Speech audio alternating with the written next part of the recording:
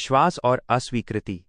ये सुनने में दो विरोधी शब्द लगते हैं, पर क्या आपने कभी सोचा है कि जितनी गहरी अस्वीकृति होगी उतना ही अडिग आपका विश्वास होता चला जाता है?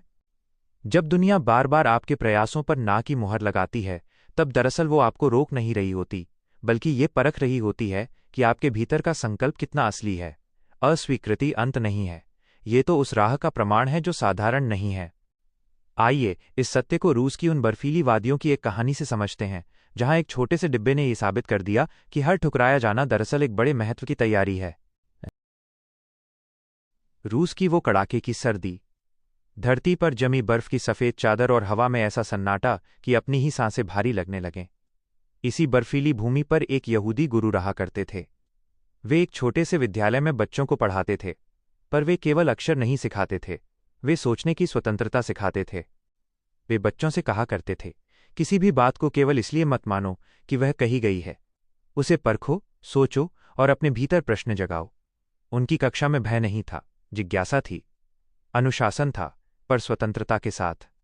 बच्चे उनसे प्रेम करते थे क्योंकि वे उन्हें एक आज़ाद मन देते थे। घर में उनकी पत्नी थी, गंभीर, शांत और गहरे प्रेम से भरी हुई।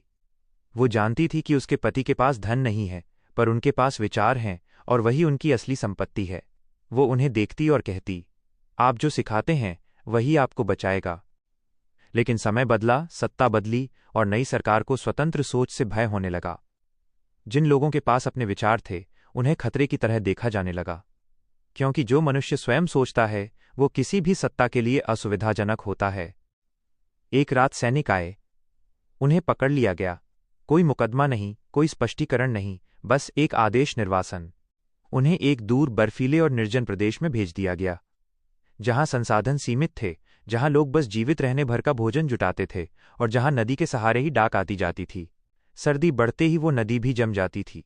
वहां उन्हें कुछ ग्रामीणों के बीच बैरिकेडों से घिरे उस क्षेत्र में रहने दिया गया जहां से आगे केवल एक चौकी थी और उसके बाद सभ्यता। उसी समय उनके धर्म का पवित्र उपवास निकट था। जीवन भर उन्होंने एक भी उपवास नहीं छोड़ा था। उपवास उनके लिए केवल नियम नहीं, बल्कि आस्था का अभ्यास था। पर समस्या ये थी कि उस क्षेत्र में जो भोजन उपलब्ध था वो उपवास के दिनों के लिए स्वीकार्य नहीं था। यदि विशेष भोजन न पहुंचता तो उन्हें बिना खाए ही उपवास करना पड़ता। शरीर पहले ही ठंड से कमजोर था, पर उनका विश्वास नहीं डगमगाया। उन्हें भरोसा था कि उनकी पत्नी भोजन जरूर भेजेगी। हर सुबह वे बैरिकेड तक जाते, चौकी पार कर छोटे से डाकघर पहुंचते और पूछते, क्या मेरे नाम कोई पार्सल आया है? हर दिन उत्तर मिलता नहीं। नदी जमने वाली थी, बर्फ बढ़ती जा रही थी और ये अंतिम डाक का समय था।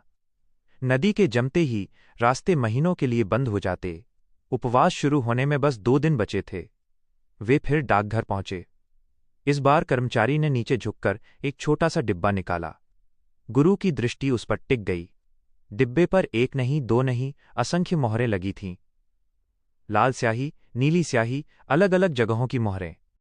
उन्होंने पूछा, इतनी सारी मोहरें क्यों? कर्मचारी ने गहरी सांस ली और कहा, यह डिब्बा कई बार लौटा, हर जगह से अस्वीकृत हुआ। हम भी इसे वापस भेजने वाले थे, पर मेरे साथी ने कहा कि इतनी बार मोहर लगना ये बताता है कि ये कोई साधारण पार्सल नहीं है। कोई साधारण वस्तु इतनी यात्रा नहीं करती। इतनी अस्वीकृतियां तो इस बात का प्रमाण है कि यह किसी बहुत विशेष व्यक्ति के लिए है। चलो एक बार और प्रयास करते हैं। अचानक वे सारी अस्वीकृतियां ही उस डिब्बे की महत्ता बन गईं। हर रिजेक्टेड की मुहर उसके खास होने का प्रमाण बन गई। डिब्बा अब गुरु के हाथों में था। कांपते हाथों से उन्होंने उसे खोला। अंदर वही था, उपवास का भोजन। उनकी पत्नी ने भेजा था और वो सही समय पर पहुंच गया। यदि एक दिन की भी देर होती तो शायद उनका शरीर उत्तर दे देता। उनकी आंखों से आंसू बह निकले। ये केवल भोजन नहीं था, यह उनके विश्वास का उत्तर था। उस डिब्बे पर लगी हर मोहर एक ना थी, पर हर ना ने उसे रोका नहीं, बल्कि उसे और दृढ़ बनाया। वो डिब्बा बाहर से सुंदर नहीं था, वो थका हुआ था, स्याही के दागों से भरा था, पर भीतर से वो जीवित था। उसी क्षण उन्हें अपनी ही शिक्षा याद आई, विश्वास शब्द नहीं, अभ्यास है। उन्होंने समझ लिया कि अस्वीकृति अंत नहीं होती, कभी कभी वही आपकी राह को असाधारण बनाती है। अगर आज आपके जीवन पर भी अस्वीकृतियों की अनेक मोहरें लगी हैं तो घबराइए मत। संभव है कि आपका पार्सल भी रास्ते में हो। याद रखिए, अस्वीकृत हर ना आपके विश्वास का प्रमाण है। कहानी यहीं समाप्त नहीं होती, अब यह आपके भीतर आगे बढ़ती है।